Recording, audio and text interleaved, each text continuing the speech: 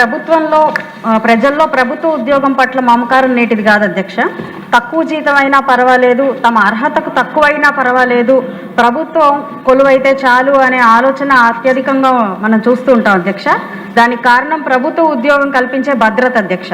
అయితే ఈ ప్రభుత్వ ఉద్యోగి కానీ ఉద్యోగి అయినా అవుట్సోర్సింగ్ ఉద్యోగి పరిస్థితి మాత్రం చాలా దయనీయంగా ఉంటుంది అధ్యక్ష. ఇటీవల ఒక మహిళ మా దగ్గరికి వచ్చినప్పుడు 4 పిల్లలు తనకు ఉండడం తను తెలియజేసింది అధ్యక్ష. అందులో ఒక పిల్లవాడికి బ్రెయిన్ సమస్యతో బెడ్ రిడన్ అయి ఉన్నాడు అధ్యక్ష.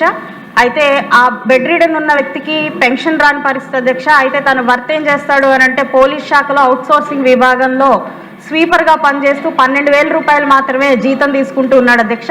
కేవలం గవర్నమెంట్ ఉద్యోగి అని 6 స్టెప్ వెరిఫికేషన్లో రావడం వల్ల ఎంత అవసరం ఉన్నా కూడా ఈ సదరు వ్యక్తికి వారి పిల్లలకి ఇటు తల్లికి వందనం కానివ్వండి, అటు పెన్షన్ కానివ్వండి రాని పరిస్థితి ఉంది అధ్యక్ష. పూర్తిగా మనకి మా నియోజకవర్గంలోనే ఇలా అవుట్సోర్సింగ్ విభాగంలో పనిచేసే వాళ్ళు దాదాపుగా 2,000 మంది ఉన్నారు అధ్యక్ష. రాష్ట్ర వ్యాప్తంగా 1,00,000 మంది దాకా ఉన్నారు. అయితే వీరు గవర్నమెంట్ ట్రెజరీ దగ్గర నుంచి జీతభత్యాలు తీసుకున్న ఏకైక కారణం చేత వారికి ఎలాంటి బెనిఫిట్స్ రాని పరిస్థితి కనిపిస్తుంది అధ్యక్ష. తల్లికి వందనం కూడా రాదు, టిట్కో ఇల్లు కూడా కనీసం లేని పరిస్థితి. అదేవిధంగా పెన్షన్ బెడ్ రిడన్ అయిన వ్యక్తికి కూడా పెన్షన్ లేని పరిస్థితి చాలా దయనీయం అధ్యక్ష. ఈ కేటగిరీ 3 ఉద్యోగులు, వాళ్ళు తక్కువ జీతం పొందే ఉద్యోగులకి ప్రభుత్వ పథకాలు ఆదరణ లభించాల్సిందిగా, ఆ విధంగా ఏదైనా ప్రణాళిక రూపొందించాల్సిందిగా మంత్రి గారిని కోరుతున్నాను అధ్యక్ష. శాసనసభ్యులు అందరికీ కూడా ఈ సమస్య ఉందమ్మా. కాన్స్టిట్యున్సీలో తిరుగుతున్నప్పుడు పల్లె సింధూరారెడ్డి సార్, నాది కూడా సేమే సార్. 10,000 కంటే తక్కువ ఉండే వారికి ఎవరికి ఈ ప్రభుత్వ పథకాలు ఏవి అందడం లేదు అధ్యక్ష. కాబట్టి 20,000కి అది పెంచగలిగితే బాగుంటుంది అని ఒక సజెషన్ అధ్యక్ష.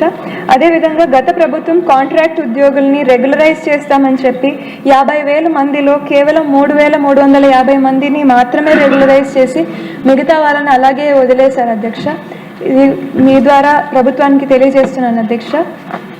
అదేవిధంగా గత ప్రభుత్వం AP corporation for outsourcing services ఏర్పాటు చేసి ఉద్యోగుల నుంచి డబ్బులు తీసుకోవడం లేదా జీతాలు తగ్గించి ఇవ్వడం చేశారు అధ్యక్ష. ఇది కూడా ఒకసారి చూడాల్సిందిగా కోరుతున్నాను అధ్యక్ష. ముప్పుడు వెంకటేశ్వరరావు గారు. ధన్యవాదాలు అధ్యక్ష. సోషల్ వెల్ఫేర్ డిపార్ట్మెంట్కి సంబంధించి మంత్రివర్యులకి కూడా మా నియోజకవర్గానికి సంబంధించి కూడా ఒక విషయం నోటీసులో పెట్టాలని చెప్పని అడిగాను అధ్యక్ష. మా దగ్గర గురుకుల పాఠశాల ఉంది అధ్యక్ష. బాలికలకు సంబంధించినటువంటి గురుకుల పాఠశాల ఉంది అధ్యక్ష. దాంట్లో పేద విద్యార్థులందరూ చదువుకోవడంతో కొంచెం మెరుగైనటువంటి ఫలితాలు కూడా వస్తూ ఉన్నాయి. దాంతో పిల్లలు బాగా చదువుకోవడం, కాంపిటీషన్ కూడా ఎక్కువ ఉంది. అక్కడ పనిచేస్తున్నటువంటి టీచింగ్ కానీ నాన్ టీచింగ్ కానీ, అదేవిధంగా సోషల్ వెల్ఫేర్ హాస్టల్లో పనిచేస్తున్నటువంటి వాళ్ళు ఎవరైతే అటెండర్స్ కానీ కుక్స్ కానీ అక్కడ పనిచేస్తున్న అవుట్సోర్స్ ఉద్యోగస్తులు ఎవరైతే ఉన్నారో వాళ్ళందరూ కూడా చాలా కాలం నుంచి కూడా సుమారుగా 10-15 సంవత్సరాల నుంచి అయితే కనుక అక్కడ ఉన్న పనిచేస్తున్న టీచర్స్ కూడా మాకు రెగ్యులరైజేషన్ అవ్వలేదని చెప్పని కూడా చాలా ఇబ్బంది పడుతూ ఉన్నారు. వాళ్ళు డిఎస్సీలో వాటిలో కూడా క్వాలిఫై కూడా చేయడానికి కూడా ఇబ్బంది ఉందని చెప్పని కూడా చెప్పడం జరిగింది అధ్యక్ష. వారందరినీ కూడా రెగ్యులర్ చేసి కొంచెం మాకు న్యాయం చేయాలి. మీరు డిఎస్సీ తీసి అనేక మంది ఉపాధ్యాయుల్ని ఆదుకుంటూ ఉన్నారు నిరుద్యోగులు కాబట్టి, మీ ఎన్డీఏ కూటమి వచ్చిన తర్వాత అన్ని శాఖల ఉద్యోగాలు తెస్తూ ఉన్నారు కాబట్టి మమ్మల్ని కూడా ఆదుకోవాలని చెప్పని కూడా వారు రిప్రజెంటేషన్లు ఇవ్వడం, మంత్రి గారికి కూడా ఇవ్వాలని చెప్పని కూడా ఆలోచనతో కూడా ఇవ్వడం జరుగుతుంది అధ్యక్ష. సో హాస్టల్లో పనిచేస్తున్నటువంటి వాళ్ళు కూడా అదేవిధంగా ఇబ్బంది పడుతున్నారు. సాలిసాలని జీతాలతో ఇప్పుడు మనం చూసుకుంటే కనుక మార్కెట్లో కూడా అన్ని రకాల కూడా రేట్లు కూడా పెరుగుతున్నటువంటి పరిస్థితుల్లో వాళ్ళ జీతభత్యాలు కూడా పెరగని పరిస్థితుల్లో వాళ్ళు చాలా కుటుంబాల పోషణ కోసం, పిల్లల్ని చదివించుకోవడం కోసం ఇబ్బంది పడుతున్న పరిస్థితి ఉంది. కాబట్టి మా నియోజకవర్గమే కాదు, మీరు చెప్పాడుగా రాష్ట్ర వ్యాప్తంగా కూడా ఈ సమస్య ఉంది. కాబట్టి ఇటువన్నీ కూడా దృష్టిలో పెట్టుకుని ఈ అవుట్సోర్స్ పనిచేస్తున్న ఉద్యోగస్తులకి జీతాలు పెంచేటువంటి విధంగా కొంచెం తగు చర్యలు తీసుకోవాలని చెప్పని మీ ద్వారాగా మంత్రివర్యుల్ని కోరుతున్నా అధ్యక్ష. థ్యాంక్ యూ అధ్యక్ష. కొండయ్య గారు. అధ్యక్ష, ఈ సమస్యకి నాకు తెలిసినంత వరకు ఈ మిగతా ఏదైతే పథకాలు ఉన్నాయో వాటి కూడా ఇస్తే బాగుంటుంది, కానీ జీతం పెంచినంత మాత్రాన అది పాలసీ మ్యాటర్ అవుతుంది. ఆ రకంగా చేస్తే బాగుంటుందని నాకు కూడా అనిపిస్తుంది. సేమ్ అదే అభిప్రాయం. మంత్రి గారు.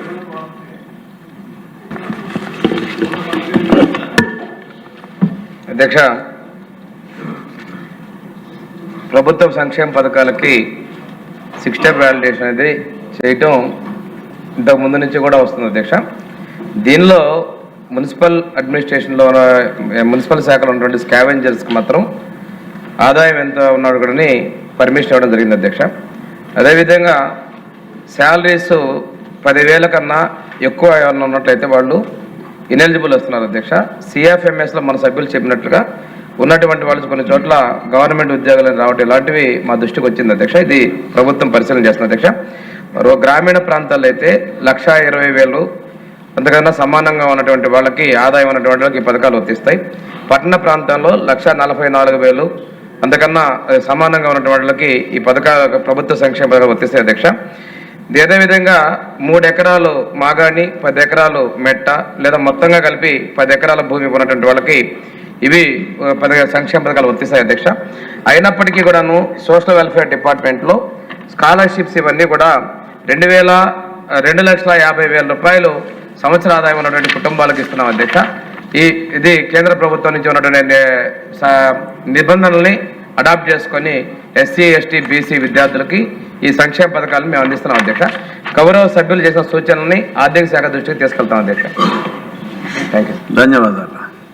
ఇప్పుడు క్వశ్చన్ నెంబర్ 1319 పార్థసారథి గారు. అధ్యక్ష, ఏ ప్రశ్నకు సమాధానం? శ్రీకాకుళంలో రాజీవ్ గృహకల్ప కింద 2004-2005లో 672 ప్లాట్లు నిర్మించడమైంది అధ్యక్ష. బాంబే పథకం క్రింద 2005-2006లో 507 ప్లాట్లు నిర్మించడమైంది. పైన పేర్కొన్న కాలనీలకు మరమ్మతులు అవసరం, ఎందుకంటే దాదాపు 20 సంవత్సరాలు అయింది కాబట్టి అధ్యక్ష కొంత డ్యామేజ్ అయిన మాట వాస్తవం.